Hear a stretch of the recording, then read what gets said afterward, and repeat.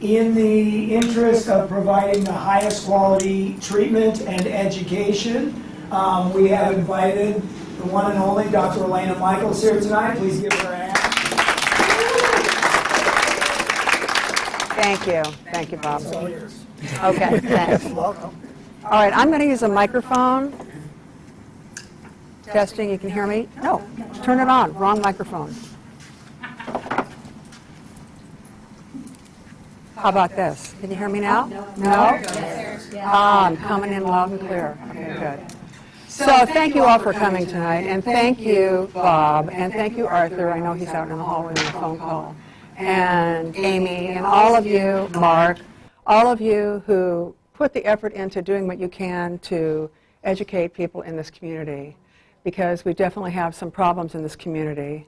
And I'm just glad to be here. I'm honored to have been asked to be here. And I welcome all of you to be here this evening. There are many things you could be doing, but spending time here with us, we're honored that you're here. I want to just quickly ask everybody again, I know that Bob did earlier, to turn your cell phones off. And what I'd like to do, because people came from in town and people came through traffic, and there are still people who are coming through traffic, and we had a work day before this, so I'd like you to just kind of uncross your legs, and let's just take a few minutes, just kind of all be in the same place, so our molecules are all here together. Okay, so uncross your legs, make sure your phones are off, and let's just take a few minutes to just kind of breathe together, okay? So close your eyes, and just become aware of your breathing without changing it or adjusting it in any way. And with every inhalation in, just imagine you're bringing in a relaxing breath. And with every exhalation out, just imagine you are releasing any accumulation of cares, worries, frustrations, any residue of the day, any rushing to get here, any traffic issues. All of it's gone, gone, gone. Release. And again, releasing on your exhale, and relaxing on your inhale. Relax in and exhale. Allowing all of your energy to be present in your body, in this room, at this time. Giving yourself the gift of being present at this time, centered, relaxed, calm, and comfortable. Looking forward to whatever might be revealed tonight that could be helpful to you, that could make sense to you, that could enhance your journey or the journey of someone you love and care about. And whenever you're ready, you can just open your eyes. Now that we're all here, and our molecules are all here, okay, so how many people know someone who's dealt with anxiety or depression? Everybody, right? How about people who have been in 12-step programs? We all know someone like that. How about people who have relapsed after 12-step programs? We all know somebody like that. So, yeah. Oh, talk louder? Okay. Oh, thank you. They're letting me know. This isn't too loud? No. Okay, good. All right. Thank you for letting me know that. Okay, according to the National Institute on Drug Abuse, the relapse rate for drug and alcohol addiction is 40 to 60%. That's a pretty big relapse number, 40 to 60%. So I'm wondering if we might be able to think about things in a different way and change things in a different way so we have a better outcome than that. What I'd like you to do tonight is stay positive, stay open, don't have blinders on, because I might be talking about things that are a little different than you think I'm going to be talking about. So stay open. Frank Zappa said that a mind is like a parachute. It doesn't do you any good unless it's open. So let's stay open, let's stay positive, and stay away from judgment and negativity. Just keep your minds open and see if there's anything that I say that might resonate for you. Agree? Agree? Okay, good. Okay, so who am I anyway, and why am I here? I've asked myself that many times. Actually, I'm a traditional naturopathic doctor, Do you know what that is? I'll tell you what it is. Okay. Imagine an umbrella, and under the umbrella you have homeopathy, you have lifestyle modification, you have diet, you have herbs, you have meditation, you have all kinds of things, blood testing, under the naturopathic umbrella. Okay? So I'm a traditional naturopath. So I look at what are the underlying systems that are going on that are out of balance, that are causing the disturbing symptoms that the person is experiencing. So what are the underlying issues that are out of balance, physiologically and biochemically, okay, on the physical level? I do functional medicine. What's functional medicine? The next slide will show us that. But for right now, I'm a psychotherapist, a marriage and family therapist. I'm a clinical hypnotherapist. I'm a health intuitive and a solution-focused coach. I like people to get to solutions, not just continue to come in week after week after week after week and spill their guts. But let's come up with some solutions. Let's come up with some techniques. Let's come up with some goals that we can get you to where you want to go. Here's what functional medicine is. Functional medicine focuses on optimal functioning of the body and its organs, usually involving systems of holistic or alternative medicine. Okay, so we're all genetically and biochemically unique. So somebody was in the office the other day and she said, oh, you know, I heard about this herb and it worked really well for my friend. Well, her friend isn't her. So everybody is biochemically unique. And when you go to the doctor, you get a medication which is for everyone who might have that particular situation. But it's not really addressed to your unique biochemical situation. So functional medicine looks at that uniqueness. Oh, back here. You don't want to see that picture yet. Okay, the body's a complicated network or web of relationships. Remember that old song? Hip bone connected to the thigh bone, connected to the, yeah. So it's all connected. So it's interesting because you go see a doctor about a gut problem, they don't want to hear anything else. We're just talking about your gut. Well, what if it's my thyroid? No, we're just talking about your gut. You have to go see somebody else if you want to talk about that. Well, I have a headache. Well, let's just talk about getting an MRI. Well, wait a minute. Maybe the headache is connected to something else. But we're sectioned off when we go to the doctor. And so the thing is, in functional medicine, we are looking at a complicated network or web of relationships. Also, the body's intelligent and has the capacity for self-regulation and healing. Functional medicine believes that our cells are intelligent and that we have the ability to heal. The body has the ability to heal and to prevent nearly all the diseases of aging, and health is not the absence of disease, but a state of immense vitality. So, that's functional medicine. Doesn't this look like a lovely place to live? This is Youngstown, Ohio. These are the steel mills, and I remember seeing them as a little girl. These are the steel mills in Youngstown and Lowville and Struthers and Hubbard, Ohio, and this is where I grew up. And I can remember seeing the orange smoke in the sky, the smokestacks, and smelling it in my nose. You know, sometimes when you walk down the supermarket aisle of the detergent section and your nose kind of burns, well, it was burning a lot when I was growing up because I was very aware of the sky kind of had an orange tint to it.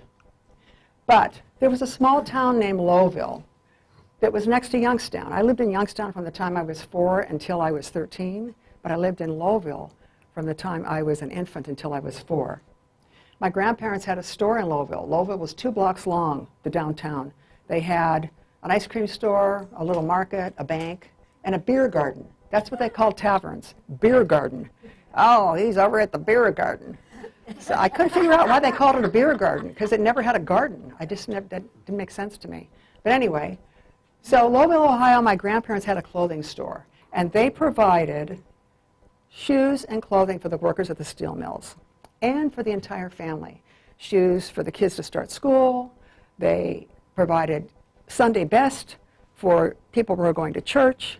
They had top hats, they had dungarees, they had everything in there, but they were the suppliers of shoes and clothing for that entire little town, Lowville, Ohio. I was very close to my grandparents, very close to my grandparents. In the store, I spent a lot of time there from the time I was 4 until I was 12. And in their store, my grandmother had this roll top, the old oak roll top desks, you know what those look like. And above that was a poster, and that's where she would do her bookkeeping.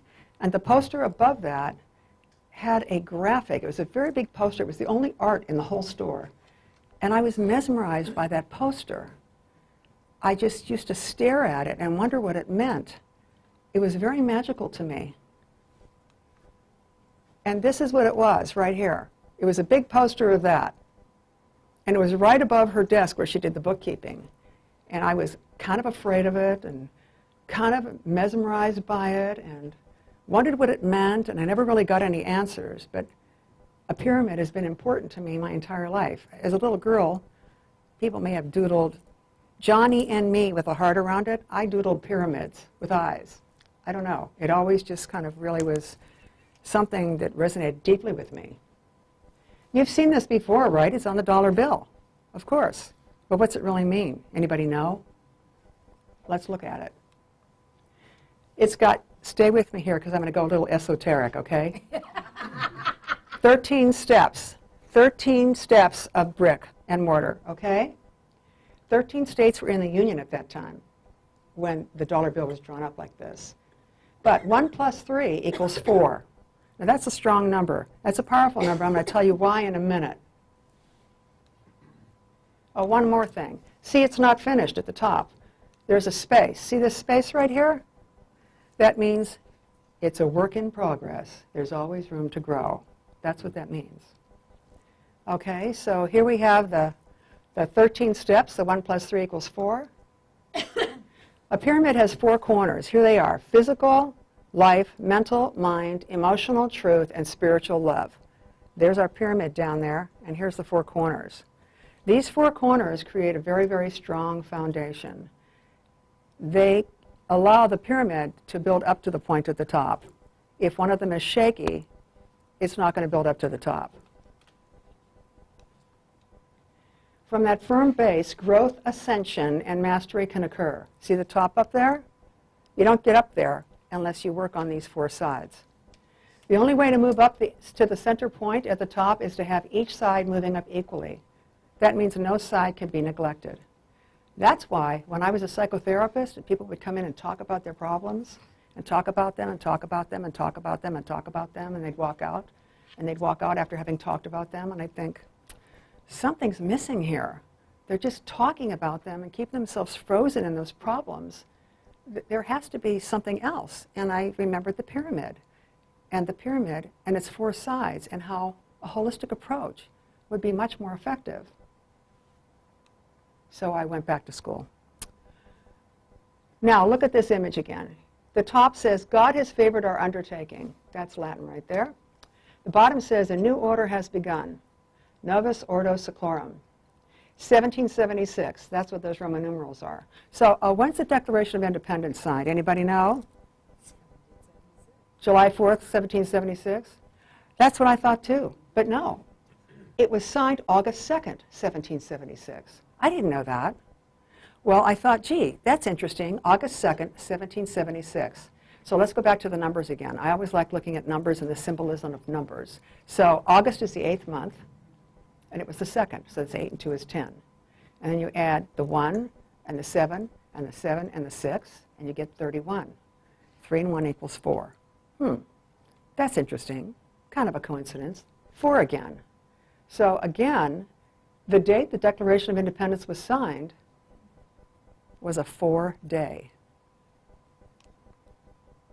I think that this is a symbol for the United States, but it's also a metaphor for us and our United States of being. I think it's a symbol for us getting all of the states of ourselves united and connected and clear and grounded. Not just one part of us, physical, emotional, mental, and spiritual states. United. The United States, right? Hello, right? What's with that eye, that creepy eye that used to kind of freak me out when I was a little girl? That eye, that's actually called the eye of providence in the Freemasonry. In the Freemasons, they call it the eye of providence. It's also called the eye of God. And maybe it's the third eye. I don't know, but I always felt like it was watching me. I felt like I had to be really good and do what I was supposed to do and be kind, because I felt like some force was watching me. A good one, a good force, not a bad force, but some big benevolent force was watching what I was doing. So I always kind of had to be cool to myself and honor what my highest intentions were. Look at the top right here. That's the apex. What's the apex? The apex is the top or the highest part of something, especially one forming a point. Okay, so why is that important? When you build the 4 sides of the pyramid up and you use all 4 of those sides, you are creating your highest version of yourself right there at the apex. Maybe it's a God-conscious version of yourself. I like to think that. So building up these 4 sides, you become the highest version of yourself. And it's on the $1 bill. Here I go with my hippy-dippy stuff. We're all one, right? It's right there. It's on the dollar bill. We're all one, right? How can you argue that? And we're here to help each other, and that's why we're here tonight, to help each other. That's why Bob's here. That's why Mark's here. That's why Scott's here. That's why Amy's here. That's why Arthur's here. That's why you are here, because we want to be able to help each other. We're all connected. And if you think we're not, we actually are. We become our best and highest selves by focusing on all sides, the physical, the mental, the emotional, and the spiritual sides of ourselves. That's a holistic perspective. I believe healing and recovery occurs with a holistic perspective, and I believe all sides have to be addressed to keep those rates of 40 to 60% relapse, to get them smaller. So many of us know people who have been sober and gone to rehab and then they've relapsed. Why does that happen?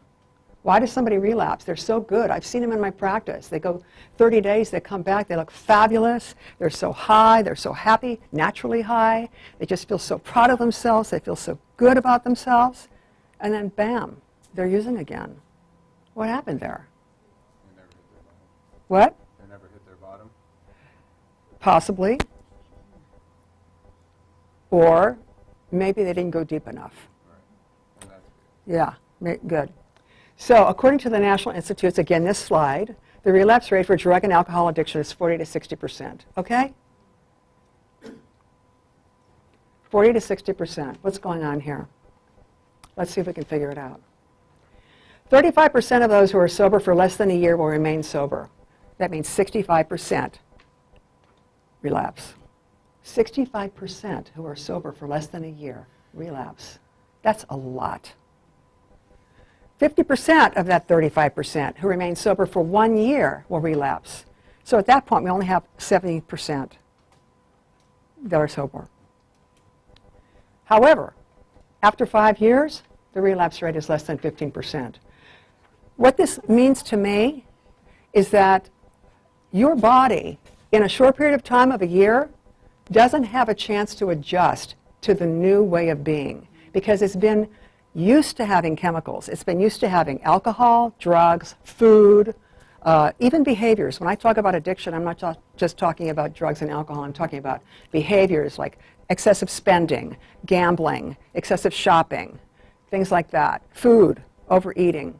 So when your body is used to having chemicals and drugs or substances or activities that give you those endorphins, it's going to take longer than a year to readjust your biochemistry.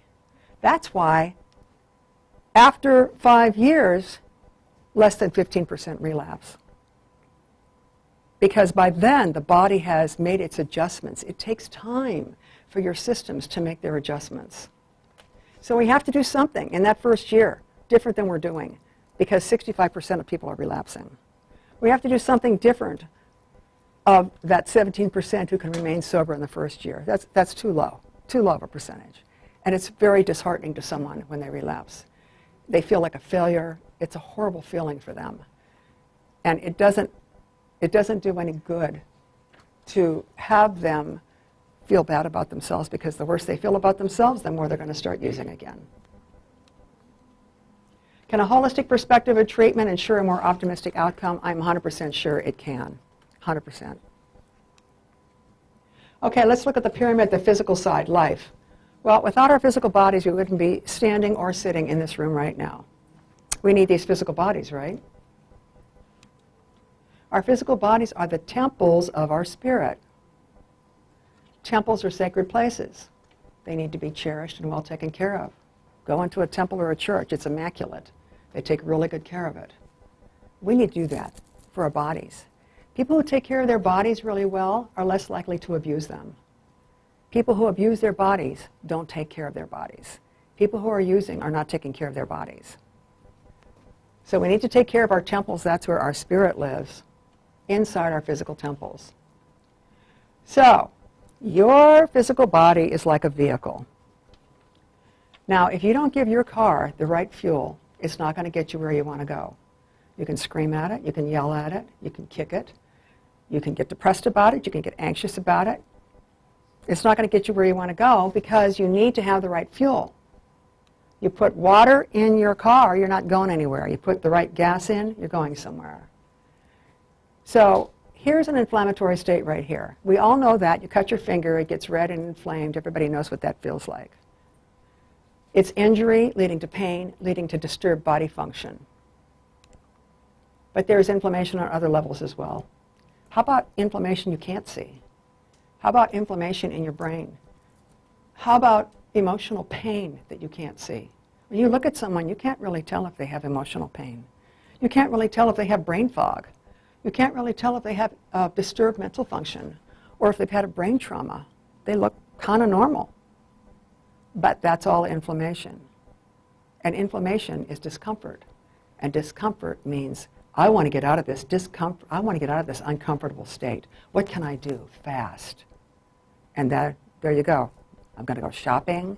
I'm going to spend money on the internet. I'm going to go gambling. I'm going to eat too much food of the wrong kind. I'm going to get high. I'm going to do drugs. I'm going to have a drink or more or a bottle of wine.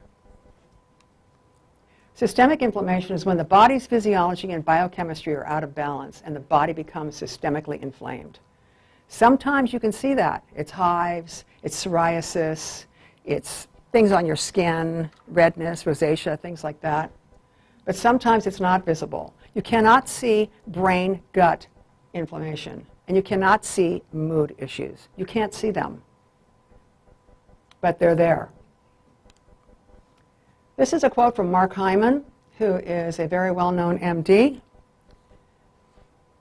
He's the respected author and director of the Center for Functional Medicine at the Cleveland Clinic.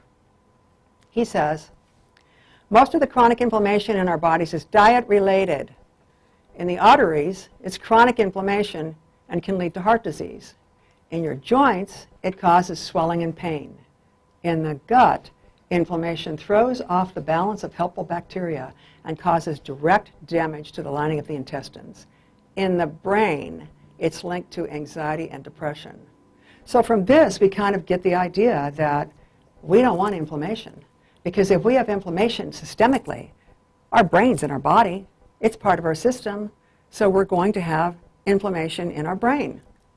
We don't want that because it's linked to anxiety and depression, and neither one of those emotions feel very good. Okay, question time. Which organ in the body has the most serotonin receptors? Anybody know? That's right. Very smart. You're right. It's the gut. People think it's the brain. It's not. It's the gut. Your gut has more serotonin receptors than your brain. That means if your gut isn't healthy or you have gut issues, you have brain issues.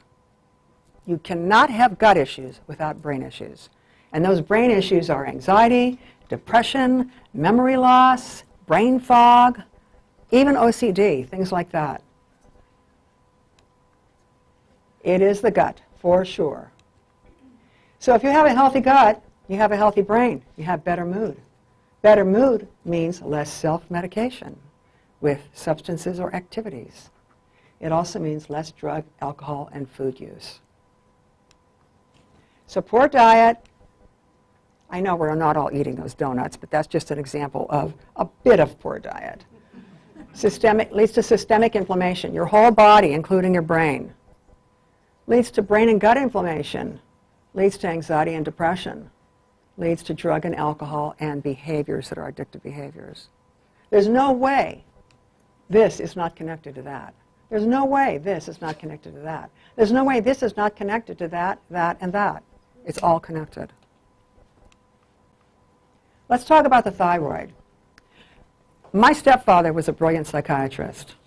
He was actually the head of the mental health and addiction program at Montgomery County Hospital in Olney, Maryland. And after a while, he just did a private practice, and then after a while, he decided to just do locum tenens, which is when you kind of go to a certain location, usually a psychiatric hospital, for a month or two, up to 6 months, where you work there as a consultant. So he was doing that. And he knows my passion about thyroid and the immense amount of research and energy I put into thyroid disorders connected to brain and mood. And he told me that thyroid abnormalities were very common among psychiatric patients. And he told me that when they ran thyroid tests on those patients, most of them had out of balance thyroid. And when the thyroid was balanced out, the depression, the anxiety, the bipolar, and a lot of those symptoms stabilized and disappeared. They didn't need Thorazine. They needed thyroid medication. They needed their thyroid addressed. He said those were the tests that they ran to rule out that. It's often not done. In my office, I believe it's important when someone comes in and they're not feeling well, especially with anxiety and depression. I run a full thyroid panel. They can't get this from their doctor. Their doctor, I don't know, they just run a TSH, and if you're lucky, you get a free T3 and a free T4. I run a full thyroid panel, including the antibodies. The antibodies show the level of inflammation, and there's a direct connection between that level of inflammation and brain function and mood and foggy thinking. Anxiety, depression, body pain, and brain function issues are present when the thyroid is out of balance. Those are the things that lead people to engage in behaviors, addictive behaviors, or substances to feel better. Nobody wants to feel bad. They want to feel better. 95% of low thyroid or hypothyroid is autoimmune thyroid, known as Hashimoto's. But people don't know they have it. Why? They don't know they have it because there's no drug for it. So you go to the doctor and you might find out, oh, your TSH is a little high, which actually means your thyroid is low. It's kind of counterintuitive, but that's the way it works. So your TSH is high, so you're low thyroid, so you're hypothyroid, and maybe you get a thyroid medication. But your antibodies are never checked because they don't have a drug for that. However, functional medicine does have the remedies. The remedies are diet, intervention, lifestyle modification. And those are the things that can actually heal a person who has Hashimoto's. And if those things aren't addressed, it's just one med after the next, one SSRI after the next, one anti-anxiety med after the next, trying to get themselves to feel better, when it's like barking up the wrong tree, as far as I'm concerned, because it's missing the point. It's not looking at what is going on that's creating the disturbances. Why is the thyroid low? Well, the thyroid's low because the antibodies are out of whack. Also with Hashimoto's, there's something to keep in mind. The TSH goes up and down. So the person might be feeling really, really tired one day, and then they might be really speedy and anxious the next day, or hot, having hot flashes. A lot of women have actually underlying thyroid issues. They don't know it. They think they have menopausal issues. And so it's really important that a full thyroid exam be done with the antibodies to find out what's really going on before they start getting into hormones. My opinion. And the opinion of functional medicine, by the way. Food sensitivities are also connected to gut and thyroid issues, and they cause inflammation. But you don't know it sometimes because you might eat something and say, wow, I just had that ice cream, I feel fabulous. My stomach feels great. And then 3 days later, you have this incredible depression and you're crying all the time, and you don't know why. It's because sometimes it takes 3 to 5 days. 3 to 5 days to have a response to a food that you were sensitive to. And you can't really track back. I mean, if I asked you what you ate yesterday, you probably won't remember, let alone 5 days ago, unless you're keeping track of it. So that's a big component with thyroid issues and systemic inflammation. Remember, systemic inflammation is what causes people to want to use to moderate their mood. But I don't have anxiety. So I had this wonderful young woman in my office recently, and I said, do you ever feel anxious? And she says, no, I don't actually have anxiety. But she has a drinking problem and a weight problem. So I said, well, when are you drinking? She goes, well, I'm not really anxious. It's just like when I'm with a group of friends and I feel kind of awkward, or like I'm not part of the group, or maybe I'm bored, or I just don't feel comfortable in my own skin, and I'm self-conscious about my weight. And this is anxiety right here. A feeling of worry, nervousness, or unease, typically about an imminent event or something with an uncertain outcome. Well, hey, that's kind of life, isn't it? We don't know what's going to happen tomorrow. An uncertain outcome. This is what she was eating. Her healthy diet, which she was very proud of because she was trying to lose weight. Breakfast was coffee and a bagel. Lunch was a nice salad from usually fast food with some cheese on it. And dinner was pasta with Parmesan cheese and some grilled vegetables. Not so bad, right? It's bad. Here's why it's bad. These are all inflammatory foods. This particular girl had siblings in her family that were all on medication for depression or anxiety. I tested 2 of her siblings and they had Hashimoto's. She had Hashimoto's when we ran her blood tests. She also had type 2 diabetes in her family. So there was meds for that, SSRIs, anti-anxiety meds, and thyroid meds. And here she was. How much protein is in that meal of the day? Not much. And inflammation, bread and dairy. Inflammation, the sweeteners and whatever was in that drink. Inflammation, cheese. Inflammation, grain. So she, without realizing it, was exacerbating and contributing to her anxiety. She didn't know it. She thought her diet was healthy. Most of the people that come in to see me are very proud of how they've been eating. And they think they've been eating really healthy. But remember, functional medicine is everyone is unique. What's healthy for you may not be healthy for you. The trick is to do what's right for you. Let's go back to the physical pyramid. Free of inflammation. We want our bodies to be free of inflammation. We want to nurture and cherish our bodies. We have to have adequate pure water intake, adequate sleep, and have physical movement and exercise. How much water should we be drinking? Pure water. Anybody know? A third of your body weight in ounces.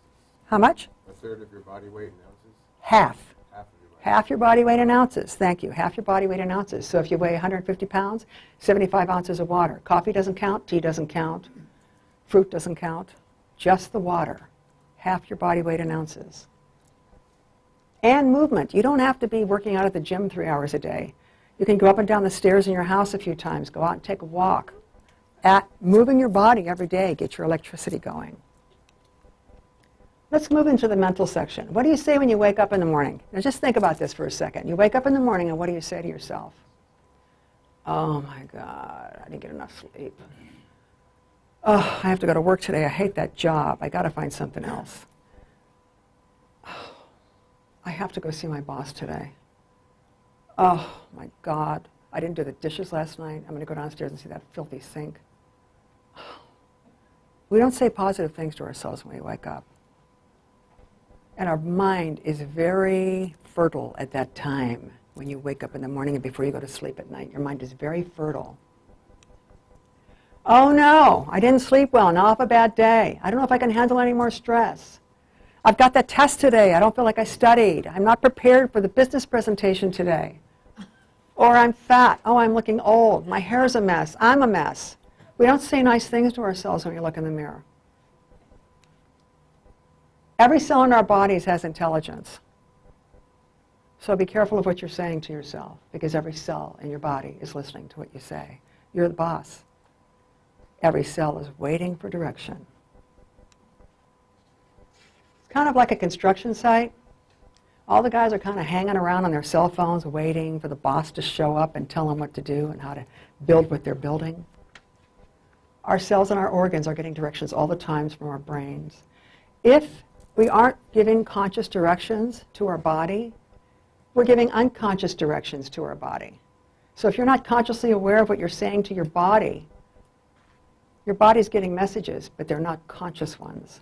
They're negative ones, like the ones we saw in the previous slide.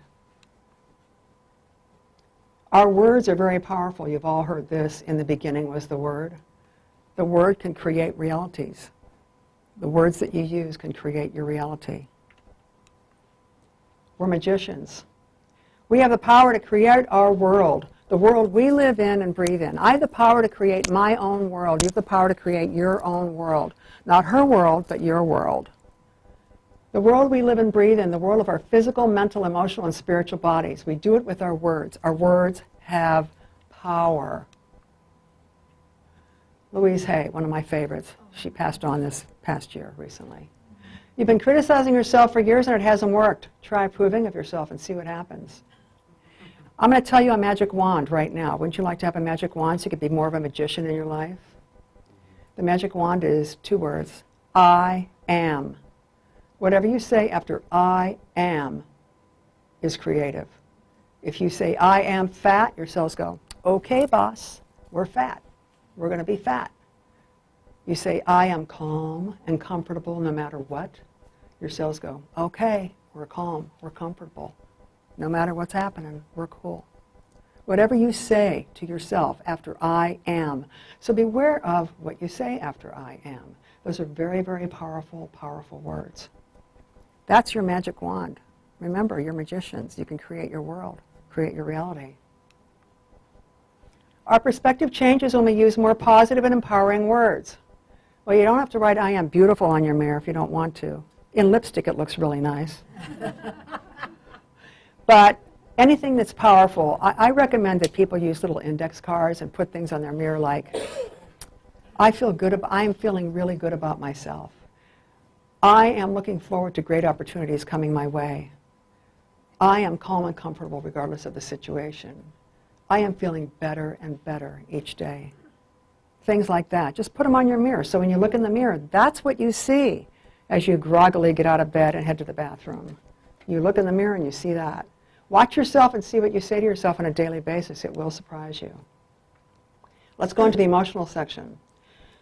Emotional often has negative connotations. Oh, she is so emotional, right? It's like, ugh, she's so emotional.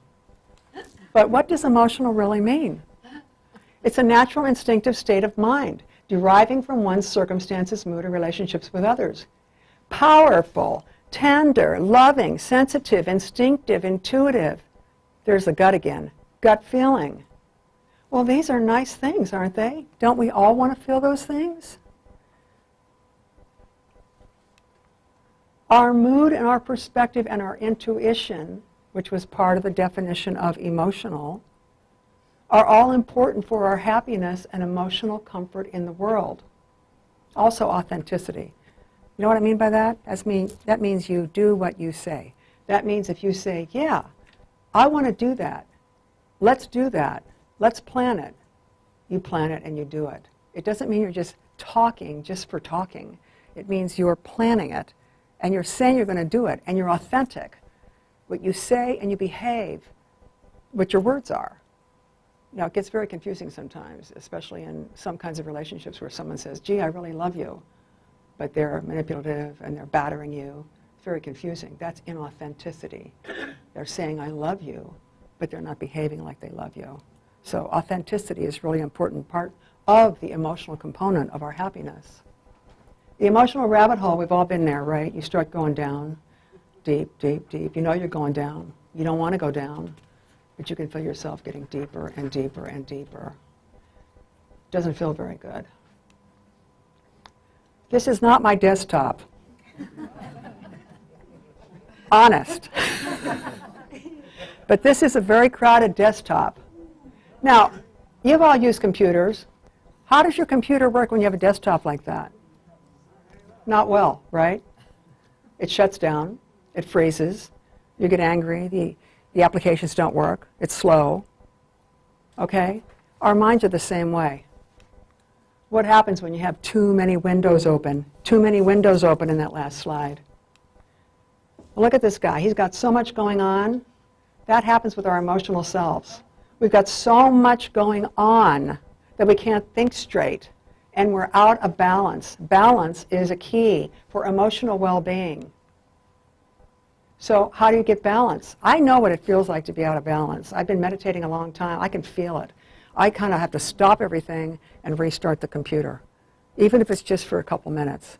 and do breathing, just like we did when we came in here and I had us all do that, just to kind of stop everything that happened earlier in the day and just kind of get present here. So meditating is great. Deep breathing is great. Hypnosis and guided imagery are great. Walking meditation, walking outside. I'm not talking about walking with your neighbor and talking about the dogs that you're both walking with. I'm talking about walking in a conscious way, looking at the leaves, looking at the plants, listening to the birds, being fully present when you walk.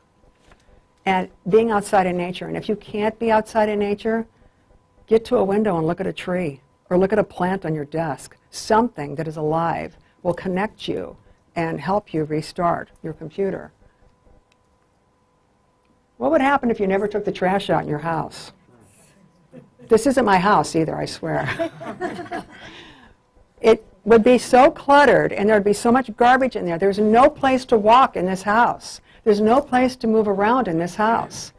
Our brains get like that when we have so much going on. There's no space for us to come up with solutions. There's no space for us to come up with creative ideas on how to solve problems. There's just junk everywhere in our brains, junk everywhere in our brains. Hypnosis helps take out the trash. That's why I love it. It helps dump the garbage and the overwhelming emotions, so you have more space and things feel more manageable, and it feels wonderful to do hypnosis. Well, I have a background in the entertainment business. So I was on staff at a hypnosis training facility several years ago. I was on the faculty, and people would call me and say, hey, we're doing this big conference, and we're having all the people coming in from different parts of the country. I want you to come and do a hypnosis show and, you know, make them do funny things and everybody will laugh. I said, I'm not doing that. That's not right. Hypnosis is a healing modality. I'm not going to put people on stage and make them make fools out of themselves so everybody in the audience can laugh at that and think it's funny. That's not funny. It gives hypnosis a bad name. So hypnosis can be done individually. In my office, I've done it with one person. I've done it with couples. I've done it with a whole family in my office. I've done it with a whole room full of people. So you can use hypnosis any way. By the way, some people don't know what hypnosis does, and they think it's, oh, it's a truth serum. They're going to say something they don't want to say, or they're going to release some information, or they're going to go back to some abuse and they don't want to go back there, or whatever it is. The kind of hypnosis that I do is they're aware of what's going on. And they can either choose to pay attention or not pay attention, but they can stop at any time. And it's very, very healing. And in groups, sometimes people feel more safe when they're doing hypnosis in a group, because they're not so concerned they're going to blurt out something that's going to be revealing. So it can be very, very enjoyable and helpful in groups. Okay, diagnosis, advanced stage cancer. Yep, that's what I had, advanced stage cancer. I got that diagnosis, and it freaked me out big time, because I had a fast-growing cancer. I got a clean bill of health from my doctor in mid-January, and by the 1st of April of that year, I was fighting for my life. I had been meditating for years. I had been eating organically for years. I didn't drink. I didn't smoke. What happened? How did I get an advanced stage cancer? Well, maybe that town that I showed you way at the beginning had something to do with it. I think it did. But anyway, this is a great book, Radical Remission. According to Dr. Kelly A. Turner, when the survival rates are below a certain percentage and the person survives the cancer, whether they had surgeries, radiation, or chemotherapy, it's considered a radical remission. According to her definition, I had a radical remission. I had surgeries, I had chemo, but I beat the odds. Even now, I'll see a doctor and they'll say, wow, I can't believe you're still here. I'm well, it's over. But it was several years ago, and it was a pretty intense challenge. I couldn't get radiation because it had spread. So radiation is when it's in one place. I couldn't get the radiation because it had spread. I had to have chemo, and that scared the living daylights out of me. Here I was, this holistic meditator, right? And they told me I needed chemo. That was against my whole belief system. I wanted to escape, run to Mexico, do a bunch of herbs, and get cured. But I was told that was a very risky thing for me to be doing. I was terrified of chemo. It was very, very scary to me. I had the doctor saying, look, if you don't get the chemo, you're going to die. You have a fast-growing cancer. It's advanced. Then I had my holistic friends saying, well, if you get the chemo, you're going to die because it's going to kill you. I didn't know what to do. I was in a quandary. I'm a mom. My youngest son was graduating from high school that year. I wanted to be there. I wanted to be alive for my children. So what did I do? I meditated. Then I meditated again. Then I meditated again. I prayed. Then I prayed again. Then I prayed again. I kept praying and I kept meditating and I got the answer. And the answer was, do everything allopathic medicine has to offer and do everything that you know how to do, Elena, from your holistic orientation and background. And take the blinders off and keep your eyes and ears open to people who may come across your path that can give you information or be angels in your road to recovery. So that's what I did. Surgery, check. Chemo, check. More surgery, check. More surgery after that, check. That's what I did. Through meditation and hypnosis, I actually made, at that time it was cassettes, I made hypnosis cassettes for myself, and I listened to them for hours every day. I reprogrammed my mind about chemo. I actually looked forward to getting chemo, which sounds insane, but I was like, yay, it's Friday, UCLA chemo day, cool. It's like, I could hardly believe I was saying those things, but I was looking forward to the chemo because I had reprogrammed myself about the chemo to such a degree that I wasn't afraid of it anymore. I'd go in there and the nurses would be wearing the gloves and not touching anything, and they'd say, oh, we can't touch this, it's so toxic, and we can't throw the tubes away, be very careful where they put the tubes. And I'm thinking, this is going in my veins and you can't touch it? That's pretty heavy. But I reprogrammed myself.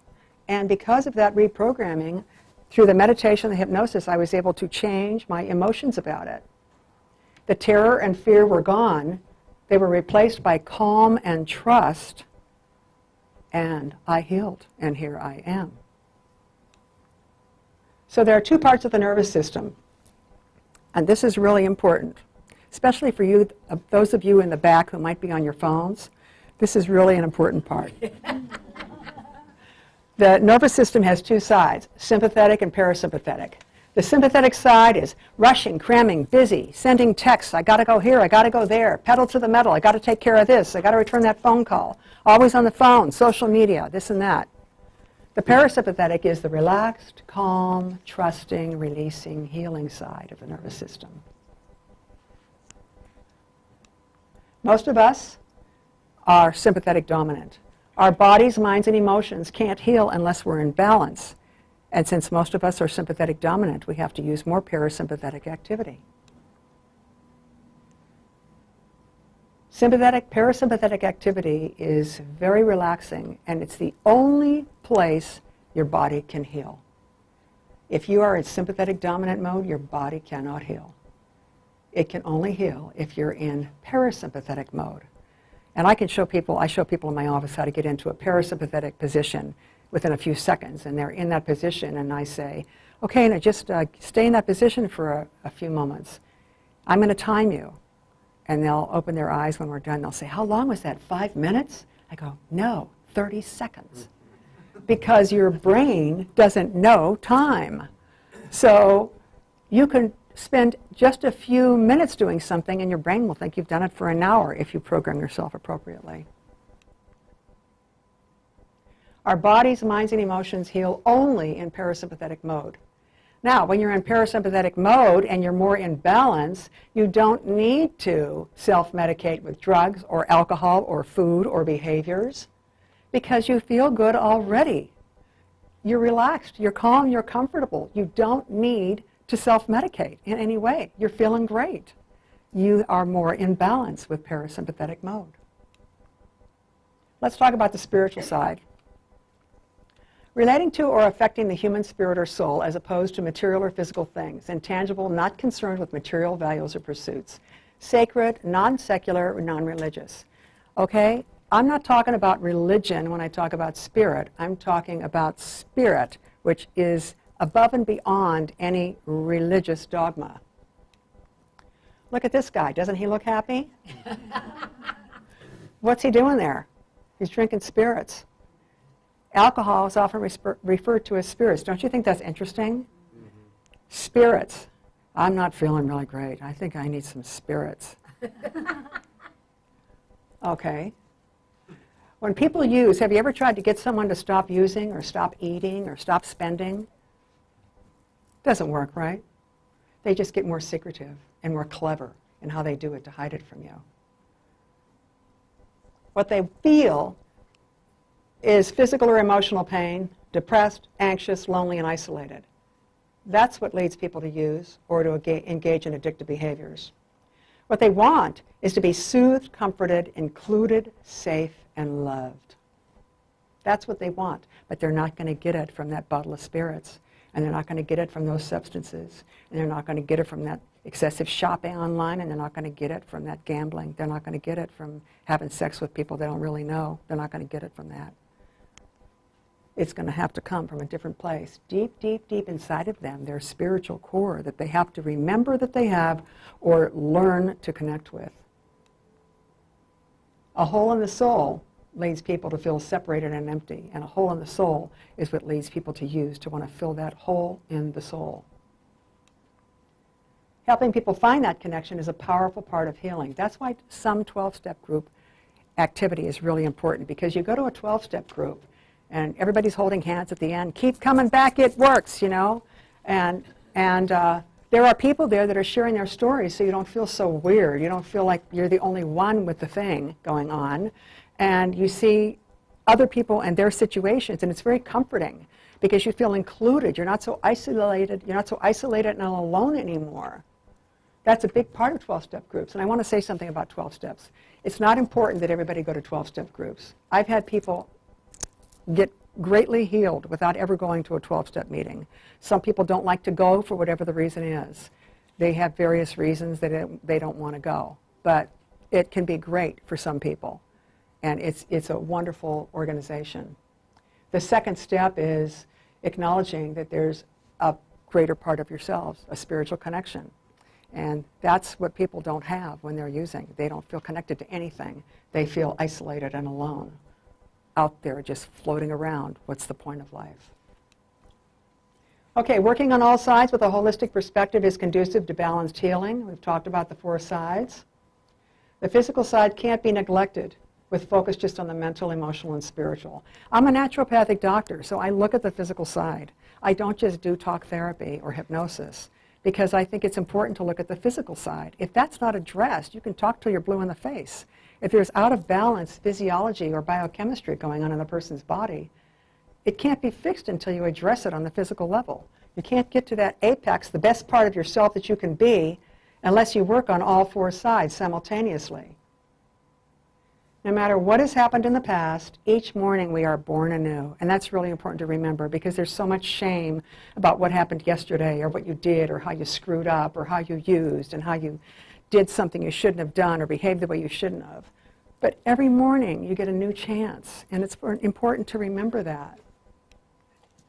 We are blessed with the opportunity to create ourselves and our personal world and to take control of our mind, body, and emotions. I can't control yours, but I sure as heck can control mine.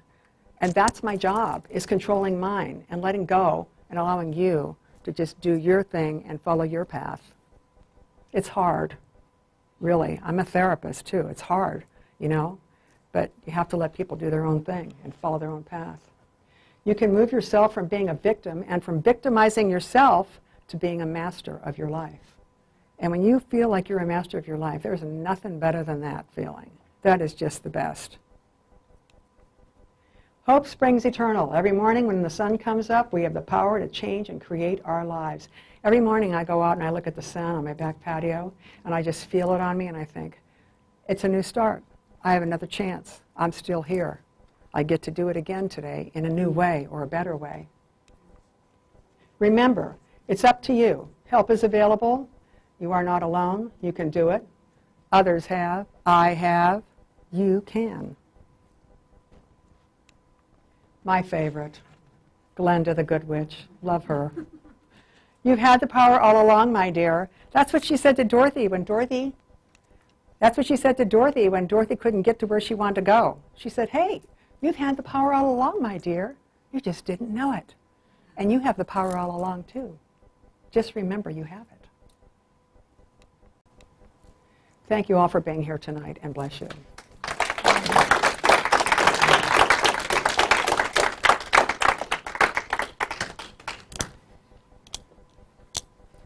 Do you want to do some Q&As? Do you have any questions? Anybody have any questions?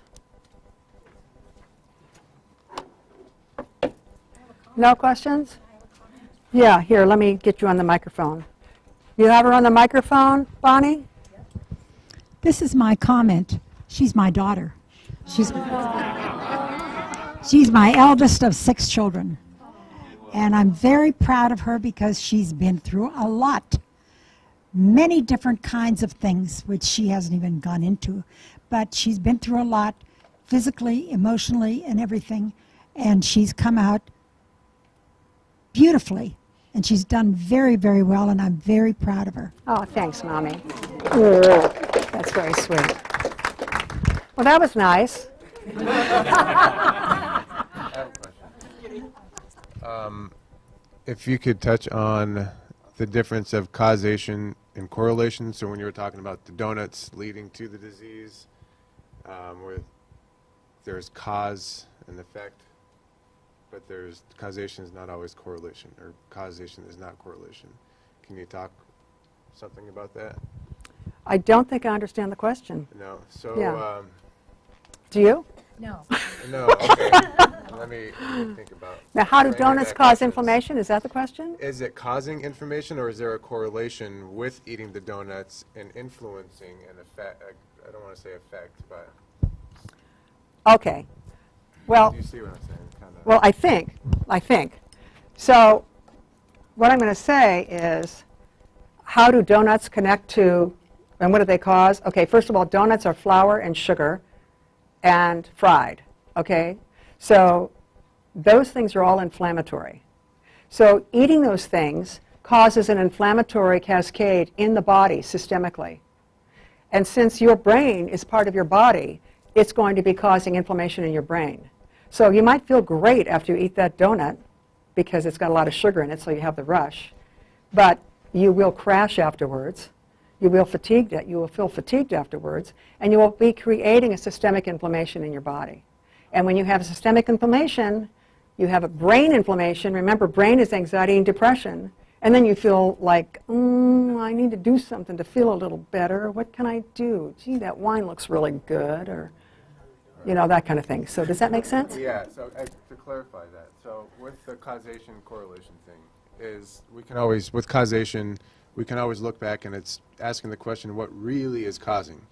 Because like you said, there's a big network of different factors involved. So is it's never really just one thing, right? No, it's not. Right, no. Okay, so what other elements might be involved? Okay. So what I think you're saying is it's not just eating a donut, but why does the person want to eat a donut? Okay, maybe they want to numb out. You know how people eat ice cream, entire half pints and quarts of ice cream?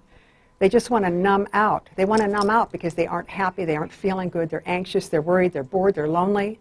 So they want to numb out. So eating foods that aren't good for you, even though you know they're not good for you. How many times have you heard somebody say, I shouldn't be eating this, I know it's bad for me, but I'm going to do it anyway? Well, what is that all about? Why would you want to intentionally abuse your body? Because you're not really conscious of what you're doing. And you've already been in systemic inflammation, which is causing mood disturbances. So you just want to numb out from them. Attitude with food kind of influences the whole inflammation as well. Exactly. Any other questions? Yes. Talking to the mic, please. Yes, I thought it was very interesting about the connection between the gut and the brain. Yes. My question is this: if one individually, specifically an adolescent, has a very poor diet, is addicted to marijuana and or other substances, is not eating well, not sleeping well, not being not taking care of themselves, as you pointed out, what usually takes place with addiction. can that person develop more than just anxiety, depression? Can it lead into a psychosis? Yes. Okay. Yes, it can. A very important point you brought up. First of all, a young body has the ability to adapt better than an older body, okay? Because we all ate a lot of crap when we were kids, and we're still here. I mean, they ate a lot of food out of cans and, Hellman's mayonnaise or whatever those disgusting desserts were that they made Jell-O, and then there was a layer of Hellman mayonnaise, and then there was maraschino cherries, and it's like, oh! But you know what I'm talking about, right? Yeah. So, but when you're younger, your body can adapt a little better. But in answer to your question, a person has to want to get better. They have to want to heal. And the problem and the downfall is someone will say, I just want a pill. Well, I'm sorry, it's not just a pill. You don't have a deficiency of whatever that pill is. Your body is out of whack, and you've got to get your body back in whack. I tell people, I'm the coach, you're the player. It's like this is the Olympics. You want to win, you got to work. You want to work, you're going to get well. You don't want to work and you want me to do everything, it's not going to work. You're not going to get well. So that person, that young person, has to hit bottom to a place where they're like, that's it. I'm sick of it. I want to get better. What do I have to do? I'll do anything. And what I ask them to do is not that big of a deal. It's just a matter of thinking about things differently and incorporating different ways of living. Yes? Yes, you do, because she needs to record it. Yeah, it's just going into Can that. you hear me? That's why. Yeah. It's just going to the video. First of all, I want to thank you for coming out and presenting. I missed a little bit of it, so I don't know if, can you actually give some technical applications that people can use at home on their own, or let's say they completed a treatment program, they don't have access to a therapist or whatnot, and they're just sitting at home and they're feeling anxious and they're processing a traumatic experience. Can you give us some actual techniques that they can use at home? Sure. Yeah. Okay, so there's a lot of great apps out there, and they're free. Many of them are free. So phone apps are wonderful because you can find a phone app that addresses a certain thing that you're working on, releasing anxiety or something like that. And I'll often suggest that people will use those. Another thing is to get out and walk. Get out and walk and move around. And another thing that's really important is to eat protein every 3 hours. Because if they don't eat protein, they're going to go on automatic pilot and they're going to revert back to the tapes that were there from before, which aren't very positive tapes. You can't initiate new behavior unless you have adequate protein. So if they eat protein every 3 hours, or if they're not eating, when people are anxious or they're depressed, remember, the gut has the serotonin, okay? The serotonin receptors. And if they're anxious or depressed, they're not eating, or they're eating too much of the wrong thing. So if they can just eat real food and get out and walk around and listen to some apps and breathe fresh air, that can be a helpful thing for them to do. But they need support. They need support. They can't just be out there on their own because they're just going to slip back really fast, especially if they go back to where they came from, back to their neighborhood, back to their friends. That's disaster. They need to go someplace else. Move, go stay with a family member, something like that, in a different state, somewhere else. Yes. I know it's not working, but just act like it is. Hey, so you said we need to eat protein every 3 hours. So like I've been trying to radically change my eating habits. Do you have any suggestions for protein? And also, do you know anything about the human body being able to convert sunlight into protein? Okay. Well, sunlight, let me talk about that. That's really important because you get your vitamin D from the sun, and guess what? I see when I run labs on people, just about everybody I run labs on is super low in vitamin D. And when you're low in vitamin D, you're at risk of depression. So I make sure I run both vitamin D tests, which is not run by most doctors. I run the vitamin D 25OH and the vitamin D 125, which is often not run. And that way I can see how much their body is actually taking in. So sunlight is very, very powerful for mood. I know when I sit in the sun, I feel better. I like sitting in the sun. I don't even wear sunscreen. I just like sitting in the sun. It feels like it nourishes me. It feeds my soul. Now, as far as sunlight providing protein, I've never heard that before. So I can't comment on that. I don't know. And as far as what protein is, well, I know that some people in here are vegans and they don't want to eat animal protein. But some people that need to eat protein actually need to eat animal protein, especially if you're a type O blood. You're going to be a crappy vegetarian. You're going to get depressed and gain weight, and eventually you're going to crash.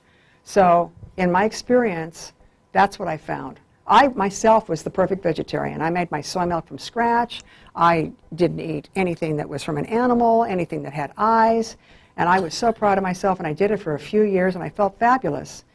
And then I gained weight, and then I got kind of depressed, and then I lost my creativity, and then I wasn't motivated, and then I had a lot of pain. And then I couldn't get myself to do anything, and I went to see a Chinese doctor, and he said, Elena, you got to eat some protein. You're type O blood. I said, but I can't eat anything that has eyes or that ever walked, or I can't wear leather shoes. And he said, you know what? I had a baby at that time. He said, go get some Shelton Farms organic chicken. That was all we had at that time. He said, cut it into cubes. It kind of looks like tofu. Put it on your son's high chair and see if he eats it. Well, my son gobbled it up, and I thought, gosh, he's needing protein too. So I started eating protein, and I was pretending it was tofu chunks when I first started. You know, I still can't dress a turkey. It still freaks me out. You know, it's like, but I was a person who did not do well as a vegetarian. I'm a type O blood. So I have to eat every couple hours. I have to eat salmon or chicken or something like that. But everybody's different. Functional medicine is everybody's different, remember? Everybody's biochemically unique, so what works for me may not work for you. Any other questions? Alrighty then. Aren't eggs a good source of protein? They can be, but they're also one of the highly inflammatory foods. So some people can't do eggs, even though they are a good source of protein. One of my patients just texted me yesterday morning, and she said, does eating eggs add cholesterol if you have high cholesterol? The answer is no. Eating eggs does not raise your cholesterol. So if you like eggs and you feel good on eggs, eat eggs. But some people don't feel good on eggs. It causes an inflammatory response. They don't know what it is. 3 or 5 days later, they're tired, they're droopy, they're not feeling good, they're not motivated, they're not sharp mentally. I can eat eggs, but not regularly. I can have eggs like every couple months, and then after that, it's just, I can tell I can't eat them anymore. But eggs are good, a good source of protein if they're good for you, if you feel good on them. Any other questions? Yes, there's a question in the back here. Here you go. Talk in there so the video can hear you. Yeah? Yeah, if you get burnt out from hard-boiled eggs, Yeah? rolled up turkey, Yeah. rolled up roast beef, Yeah? hamburger, what other like choices? do you Turkey, like? turkey bacon from Trader Joe's Turkey Bacon, fish, salmon, anything that's animal protein. You don't have to eat eggs if you're tired of eating eggs. I mean, it can be pretty tiring to eat eggs all the time. The protein smoothie. Huh? It's also in the protein smoothie. It's in protein. If you get protein from me, yes, it's in your smoothie. Yes. So you can use that as a meal sometimes too. Yeah. Okay. Thank you. Thank you, honey. Do you have a question? No. All right. So is that it, gang? One more question up front here. Okay. Am I still on here? Yeah. There you go.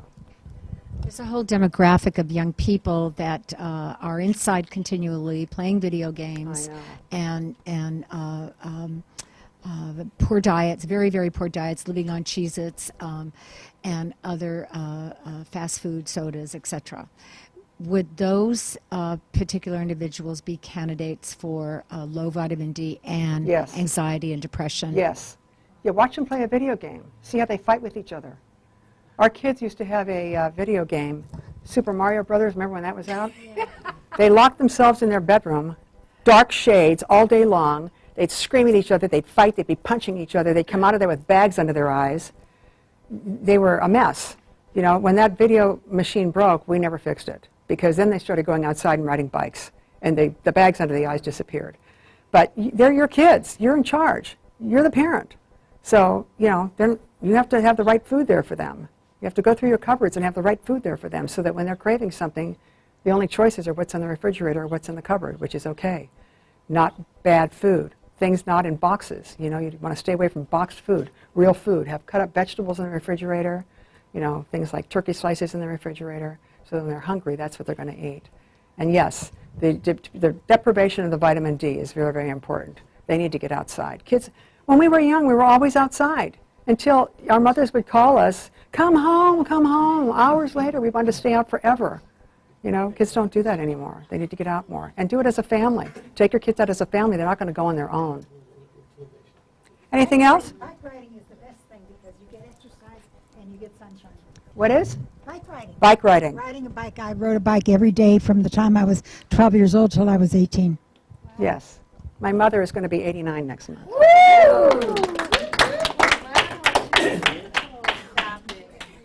Okay. Is that it, gang? Thank you so much for coming. It's been great to be with you all. Thank you.